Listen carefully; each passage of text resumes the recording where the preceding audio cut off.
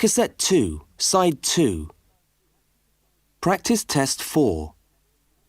You will hear a number of different recordings, and you will have to answer questions on what you hear. There will be time for you to read the instructions and questions, and you will have a chance to check your work. All the recordings will be played once only. The test is in 4 sections. Write all your answers in the listening question booklet. At the end of the test, you will be given 10 minutes to transfer your answers to an answer sheet. Now turn to section 1 of your question booklet.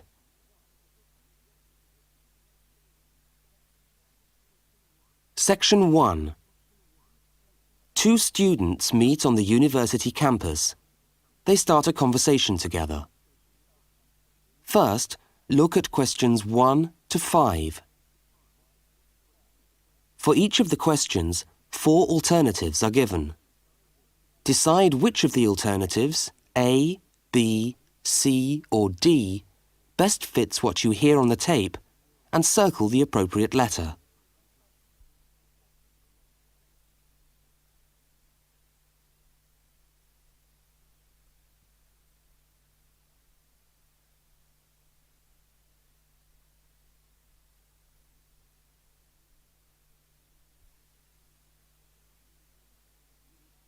You will see that there is an example which has been done for you. On this occasion only, the conversation relating to the example will be played first.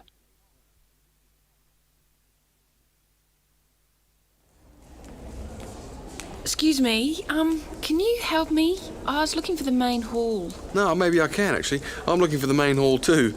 I think it's in the administration building. Are you a new student? Yeah, I am. The man says he's looking for the main hall too. So A has been circled. Now we shall begin. You should answer the questions as you listen, because you will not hear the recording a second time. Now listen carefully to the first conversation and answer questions 1 to 5.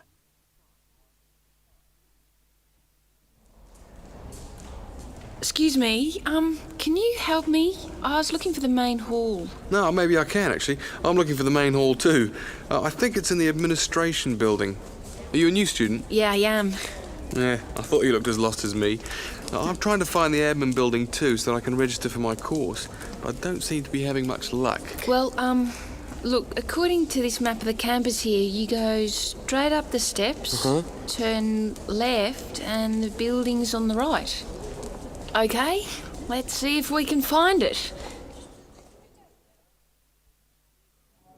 Ah, this looks right. Yeah, it must be. Look, there are hundreds of other people here. There must be at least 50 people in the queue. We'll be here till gone 2 o'clock at this rate. Yeah, and I'm starving. So am I. Actually, I was on my way to the canteen to get something for lunch. Hey, why don't I go to the canteen and buy something, and you stay here and wait? Good idea. What would you like? Pizza, sandwich, hot dog, fried rice? They do everything. Oh, something easy. Takeaway fried rice sounds good. Okay, fried rice. No, on second thoughts, I'll have a cheese and tomato sandwich. Right, 1 cheese and tomato. Anything to drink? Yeah, give me coffee, would you? Hot coffee's a bit hard to carry. What about a Coke or an orange juice? Get me an orange juice then. Look, here's $5. Oh, yeah, take $2 back. Shouldn't cost me more than $3. Well, get the 5, we'll sort it out later. Oh, and could you get me an apple as well? Okay, back in a minute.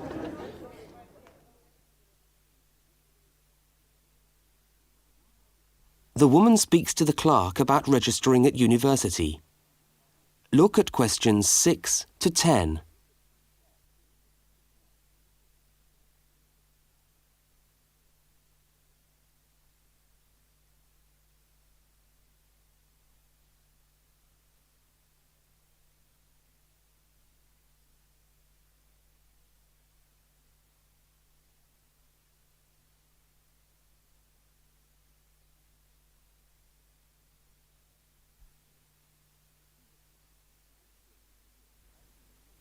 As you listen, complete the form by filling in the numbered spaces 6 to 10.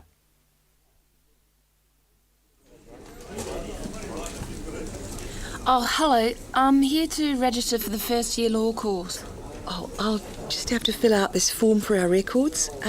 What's your name? Julia Perkins? Can you spell that for me? Yeah, that's Julia Perkins. Address? Flat 5, 15 Waratah Road. That's Waratah, Brisbane. Brisbane. Oh, and your telephone number? Oh, we haven't got the phone on yet. We've only just moved in. Okay, well, can you let us have the number once the phone's connected? And I'll make a note here to be advised. And the course? Beg your pardon? What course are you doing? Oh, first year law? Right. Well, you'll have to go across to the law faculty and get this card stamped, and then you come back here with it and pay your union fee. Oh, thanks very much.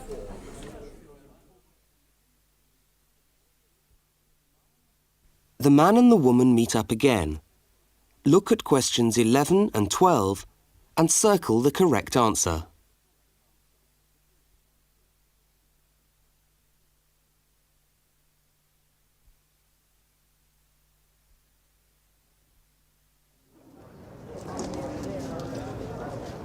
Oh, there you are.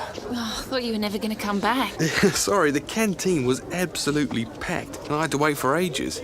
And then when I got to the front of the queue, they had hardly any food left. So I had to get you a slice of pizza. Sorry. Oh, that's okay. I could eat anything. I'm so hungry. Oh, and there's your bottle of orange juice and your apple. At least I managed that. Great. Thanks a lot. No, and here's your $2 back. Don't worry about it. Buy me a cup of coffee later. Huh, all right then. So how'd you go? Oh, well, in order to register, we've got to go to the law faculty and get this card stamped. And then go back to the admin building and pay the union fees. That means we're registered. After that, we have to go to the notice board to find out about lectures, and then we have to put our names down for tutorial groups and go to the library to... Oh, no, great. Well, first let's sit down and have our lunch, eh?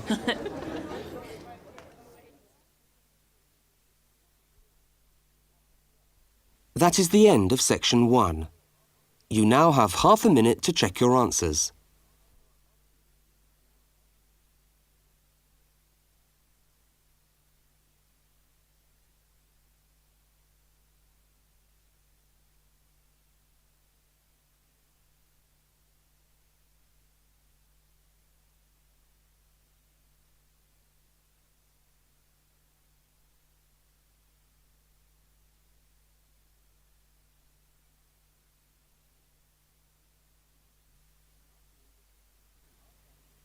Now turn to section 2.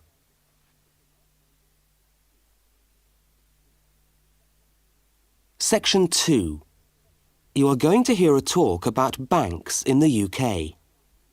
First, you have some time to look at questions 13 to 17.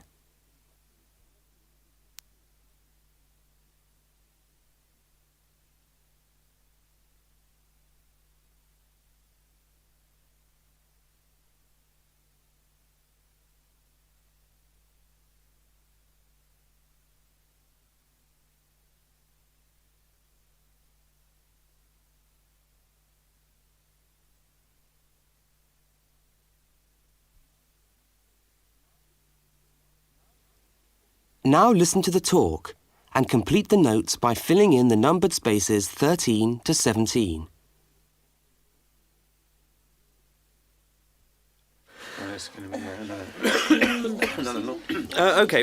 Right. Thanks for turning up today. Thanks for turning up today to this short talk I'm going to give on student banking.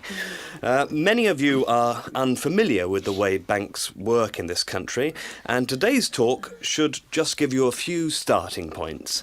I will, of course, answer any questions at the end. Right. Well, as you probably know, you'll need to open a bank account while you're here. It's the safest place to keep your money, and it's best to open an account with one of the major banks.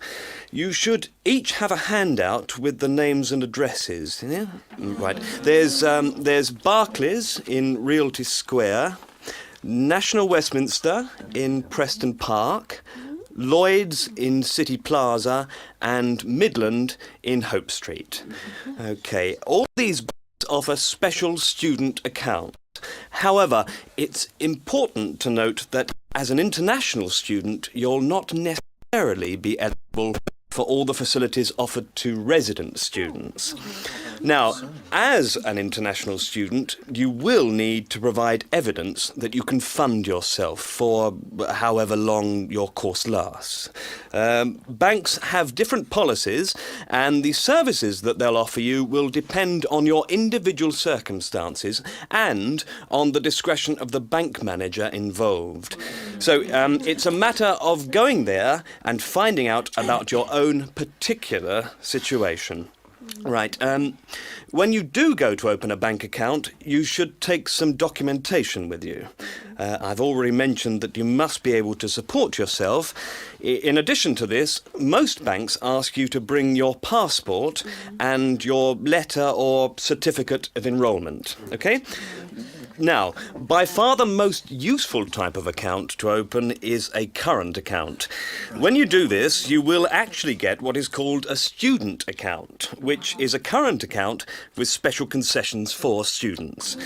When you open the account, the bank will give you a checkbook, and you can use this to draw money out as you need it. If you need to write cheques in shops, you'll also need a cheque card. This is really an identity card, which guarantees that correctly written cheques up to the value stated on the card will be honoured by the bank. Okay? Everybody with me so far? Now look at questions 18 to 21.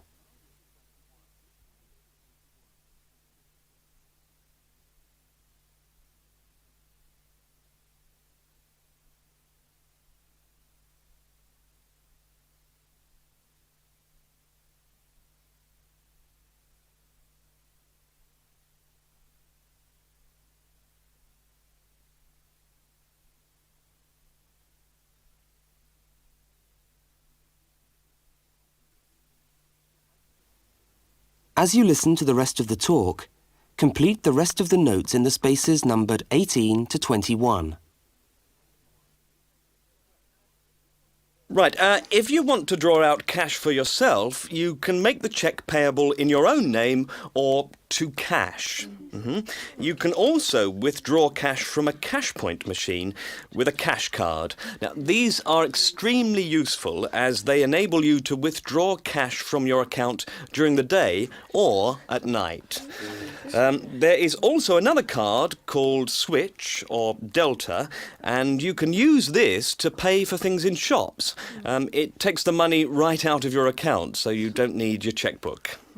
Now, you may want to take more money out of the bank than you have in it. This is called having an overdraft. Be very careful with this. You should not do this without permission from your bank.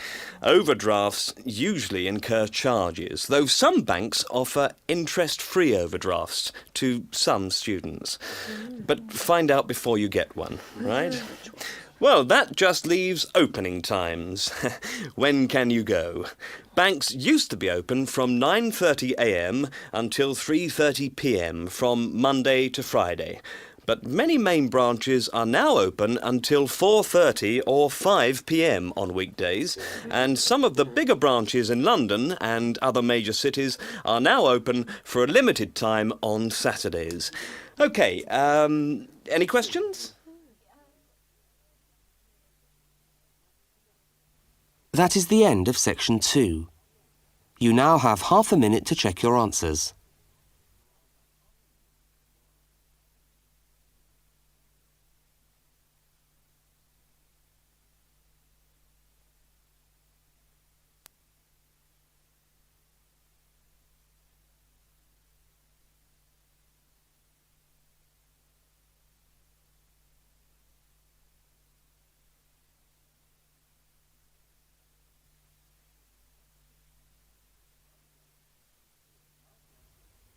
Now turn to section 3.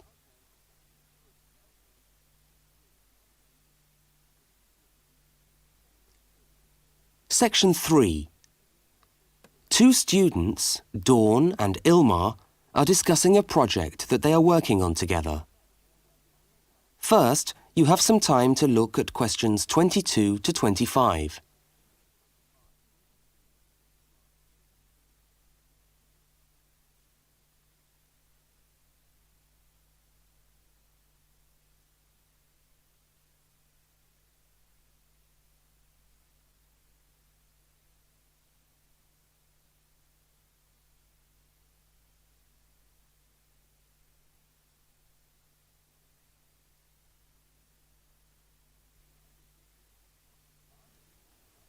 Now listen to the first part of the conversation and complete the fact sheet by filling in the numbered spaces 22 to 25.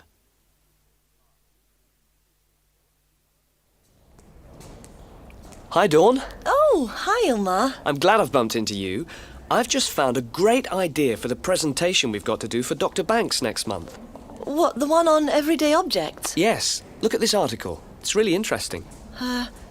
The aluminium Coke can? You know, Coca-Cola cans, soft drink cans. Look, let's sit down here. Have you got a minute? Sure. I'll just get my bag. Okay. So, you think we can get a presentation out of this article? I'm sure we can. First of all, we can provide some interesting facts about the aluminium cans that we drink out of every day. Like? Well, here it says that in the US they produce 300 million aluminium drink cans each day. Wow! 300 million? Exactly. That's an enormous number. It says here, outstrips the production of nails or paper clips. And they say that the manufacturers of these cans exercise as much attention and precision in producing them as aircraft manufacturers do when they make the wing of an aircraft. Really? Let's have a look. They're trying to produce the perfect can, as thin but as strong as possible. This bit's interesting. Today's can weighs about 0.48 ounces. Thinner than 2 pieces of paper. From this magazine, say. Yeah, and yet it can take a lot of weight. More than 90 pounds of pressure per square inch. 3 times the pressure of a car tyre. Okay, I agree. It's a good topic.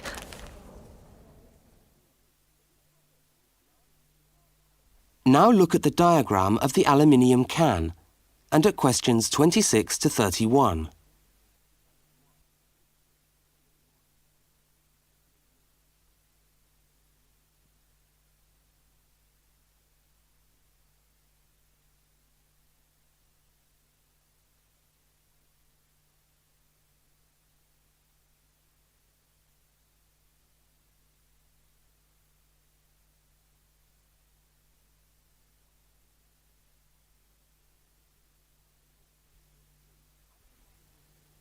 As the conversation continues, label the can by completing the notes in the numbered spaces 26 to 31.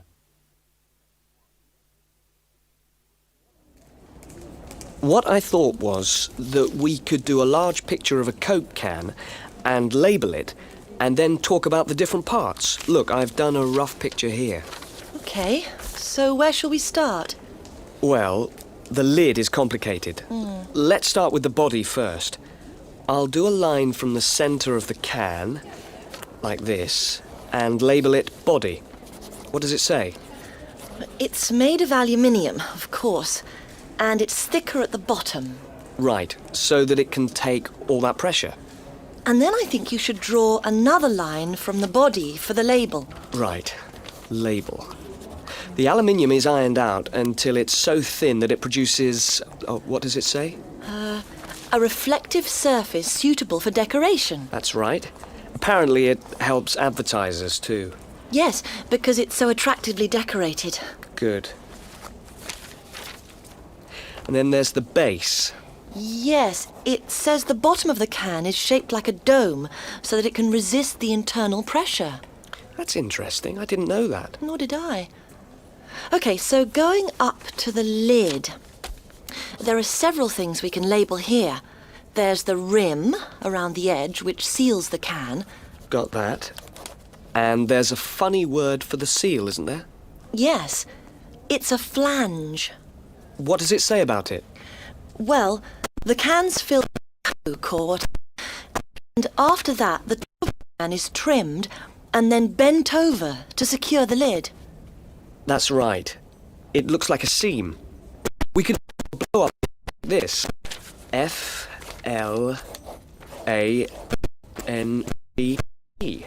Yes, that would be clearer.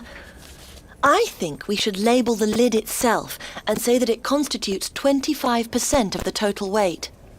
25%? So it's stronger than the body of the can. So to save money, manufacturers make it smaller than the rest of the can. Didn't know that either. So, how do we open a can of Coke? First of all, there's the tab, which we pull up to open the can, and that's held in place by a rivet. I think that's too small for us to include. I agree, but we can talk about it in the presentation. We can show the opening, though. That's the bit of the can that drops down into the drink when we pull the tab. Yeah, hopefully. Sometimes the tab just breaks off. I know. Anyway, the opening is scored so that it pushes in easily but doesn't detach itself. Okay. We can show that by drawing a shadow of it inside the can. Like this. I'll label it Scored Opening. Great. Well, I think we've got the basis of a really interesting presentation. Let's go and photocopy the article. Fine. I'll take it home and study it some more.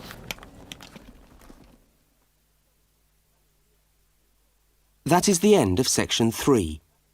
You now have half a minute to check your answers.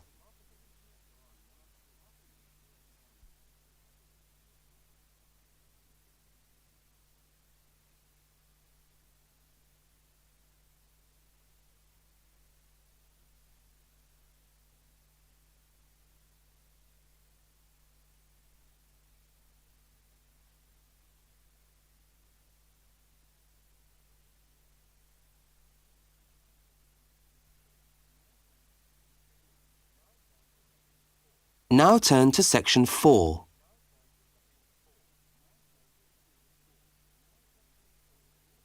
Section 4.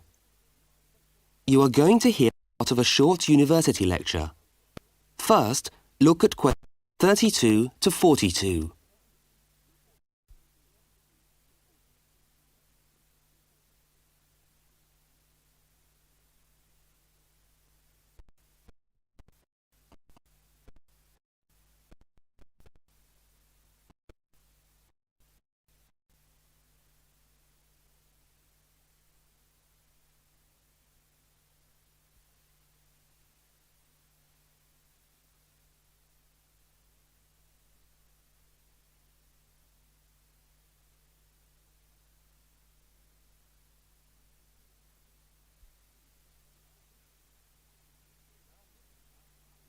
Now listen and complete the lecture notes in the spaces numbered 32 to 42.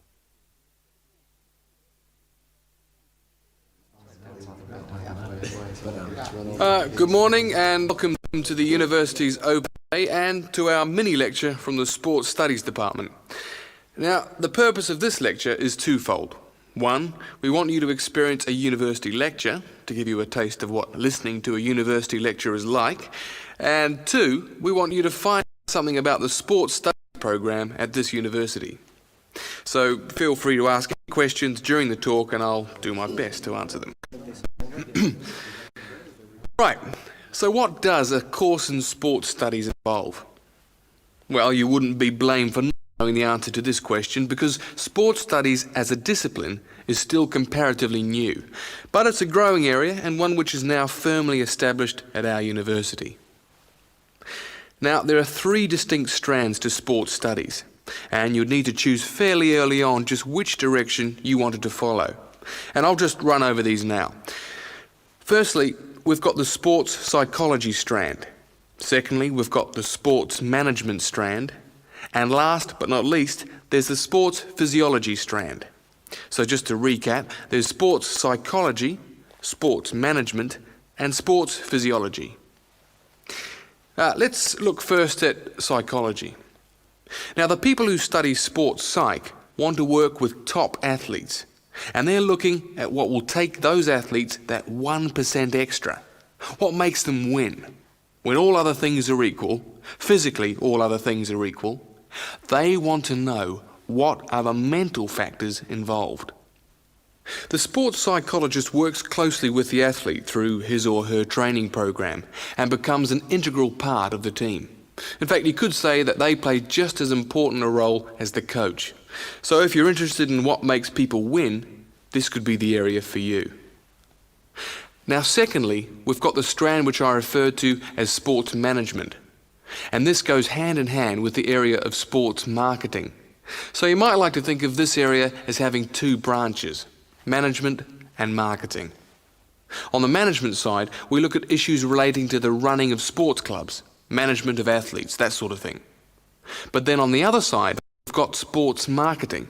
And this is the side that interests me more, because here we will look at the market forces behind sport.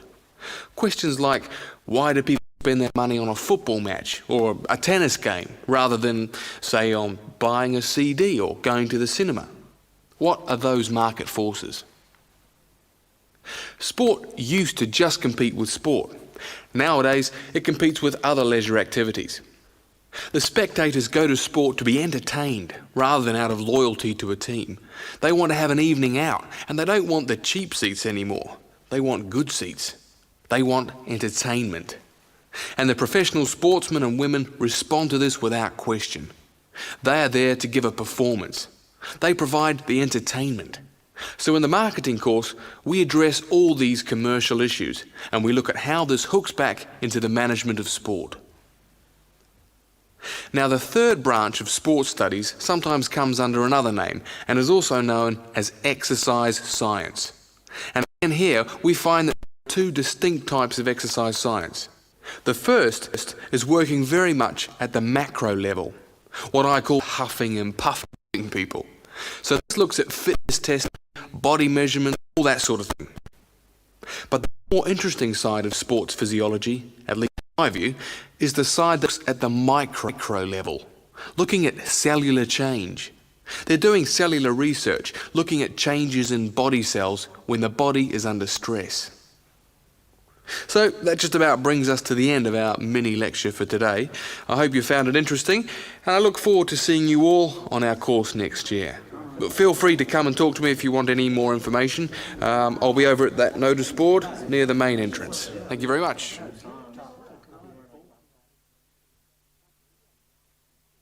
That is the end of section 4. You now have half a minute to check your answers.